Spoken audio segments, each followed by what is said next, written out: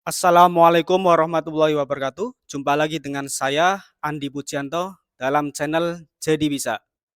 Membantu Anda yang belum bisa, jadi bisa. Dalam video ini, saya akan membahas tentang pengertian permintaan, jenis permintaan, dan hukum permintaan. Untuk Anda yang saat ini masih bingung atau belum tahu apa itu permintaan, apa saja jenis permintaan, dan bagaimanakah hukum permintaan dalam ilmu ekonomi, silahkan simak video ini baik-baik dari awal sampai selesai, agar Anda mampu memahami pengertian permintaan, jenis permintaan, dan hukum permintaan dengan baik. Baik, kita mulai membahas pengertian permintaan, jenis permintaan, dan hukum permintaan. Saya harapkan setelah Anda menyimak video ini dari awal sampai selesai, Anda dapat memahami pengertian permintaan, jenis permintaan, dan hukum permintaan. Permintaan adalah sejumlah barang atau jasa yang diinginkan untuk dibeli pada berbagai tingkat harga yang berlaku di pasar dan dalam waktu tertentu. Jadi di sini permintaan berasal dari pihak pembeli atau dari pihak konsumen. Nah, kita dari definisi ini kita bisa simpulkan ada 3 inti dalam definisi permintaan. Yang pertama, permintaan itu adalah produk. Produk ini bisa berupa barang, bisa berupa jasa. Produk yang diminta. Produk ini memiliki harga, sehingga poin yang kedua dari definisi permintaan adalah price atau harga. Jumlah produk yang diminta pada berbagai tingkat harga tertentu yang berlaku di pasar. Dan poin yang ketiga adalah waktu, time.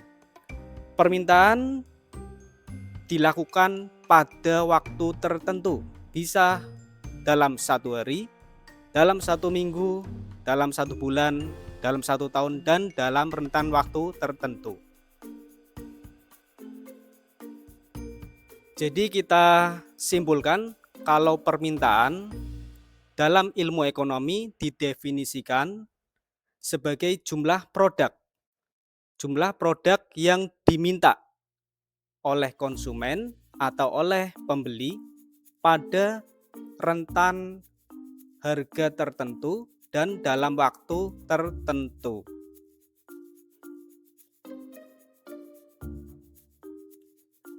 Kemudian ada 3 jenis permintaan yang didasarkan pada daya belinya. Ada permintaan absolut, ada permintaan potensial, ada permintaan efektif. Nah, kita akan pelajari bersama ketiga jenis permintaan ini satu persatu. Yang pertama di sini adalah permintaan absolut. Apakah permintaan absolut itu? Kita bahas bersama. Misalkan Anda ingin membeli sepeda motor sport, namun saat ini Anda belum memiliki uang, maka kita atau Anda tidak bisa membeli motor sport ini. Kenapa? Karena belum ada uangnya atau daya belinya belum ada. Sehingga kita simpulkan permintaan absolut adalah permintaan yang tidak didukung oleh daya beli, sehingga tidak terjadi transaksi pembelian. Kenapa tidak terjadi transaksi pembelian? Karena tidak ada uangnya. Oke, sekarang kita pada jenis permintaan yang kedua, yaitu permintaan potensial. Dalam permintaan potensial, di sini Anda sudah memiliki sejumlah uang. Anda memiliki daya beli. namun Anda belum melakukan transaksi pembelian. Jadi dalam permintaan potensial ini daya belinya sudah ada, tetapi tidak terjadi transaksi pembelian. Kenapa tidak terjadi transaksi pembelian? Ada berbagai banyak faktor yang mempengaruhinya. Misalnya saja, Anda saat ini ingin sekali membeli buah durian. Harga buah durian misalnya saja 50.000 satu buahnya. Nah, uang Anda ada 100.000. Berarti uang Anda sudah cukup untuk membeli satu buah durian.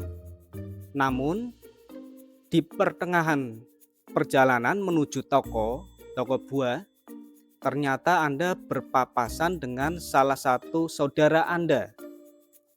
Saudara Anda bilang kalau dia baru saja panen buah durian dan sekarang dia memberi Anda 5 buah durian.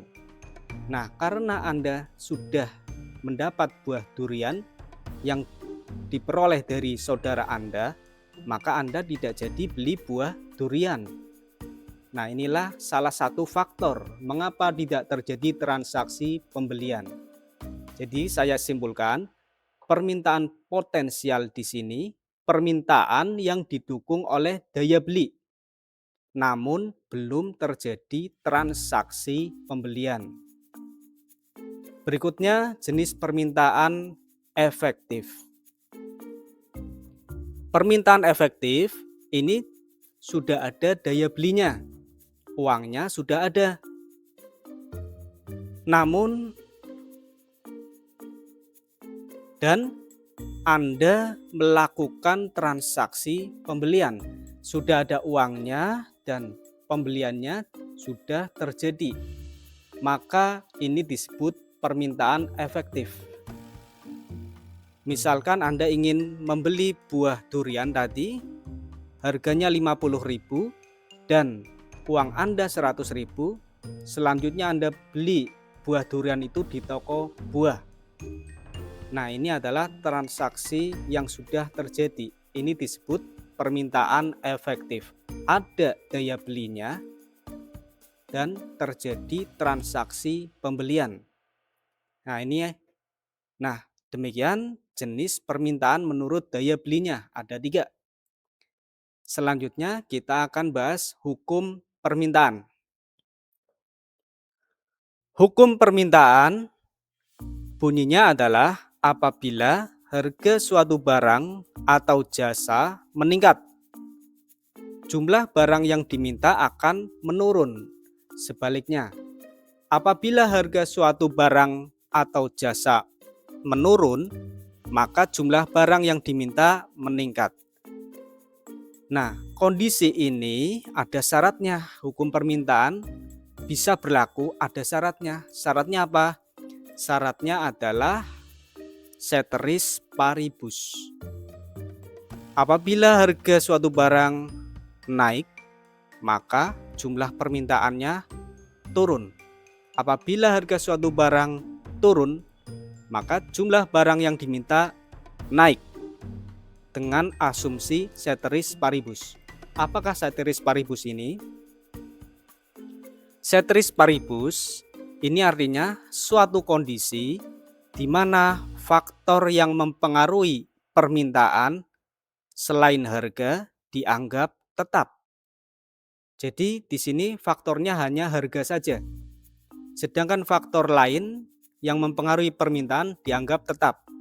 Misalkan faktor pendapatan dianggap tetap atau faktor yang lainnya. Yang berubah hanya satu faktor saja. Misalnya faktor harga. Harga naik atau harga turun. Ini adalah faktor yang mempengaruhi permintaan.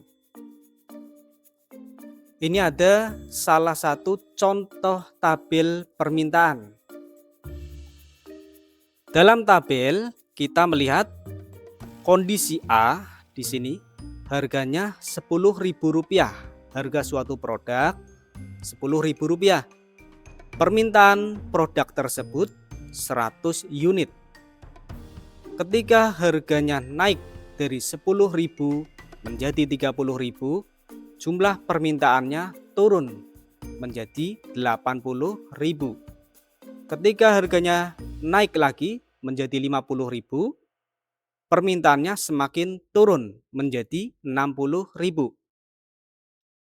Ketika harganya naik menjadi 80.000, permintaannya turun 40 unit.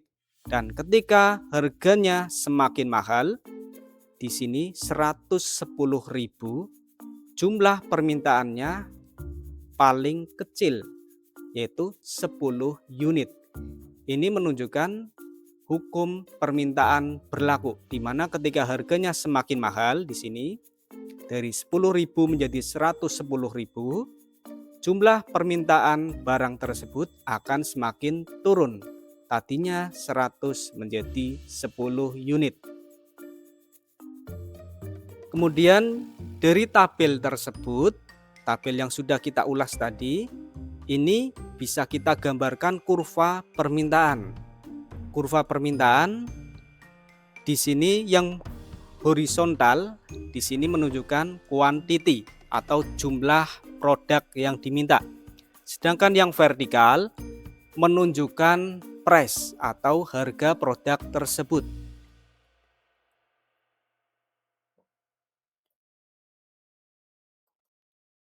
Pada kondisi A, di sini harganya 10.000 tadi, jumlah yang diminta berada di sini. Nah, kita bisa gambarkan fungsinya. Nah, kita bisa gambarkan kurvanya. Ini kondisi A tadi berdasarkan tabel. Kondisi B, kondisi C, kondisi D, dan kondisi E. Dari tabel tersebut kita bisa gambarkan kurva permintaannya. Kurva permintaan kita gambar dari kiri atas menuju ke kanan bawah. Di sini kita garis berdasarkan titik-titik yang sudah disesuaikan dengan tabel permintaan tadi. Alhamdulillah sudah selesai pembahasan tentang materi ekonomi terkait dengan jenis permintaan, pengertian permintaan, dan hukum permintaan. Semoga setelah menyimak video ini Anda bisa memahami apa itu permintaan, apa saja jenis permintaan, dan bagaimanakah bunyi hukum permintaan. Pesan saya, jangan ragu belajar materi ekonomi kelas 10 lainnya dari channel Jadi Bisa, biar Anda yang belum bisa jadi bisa memahami materi ekonomi lebih baik. Salam sukses. Wassalamualaikum warahmatullahi wabarakatuh.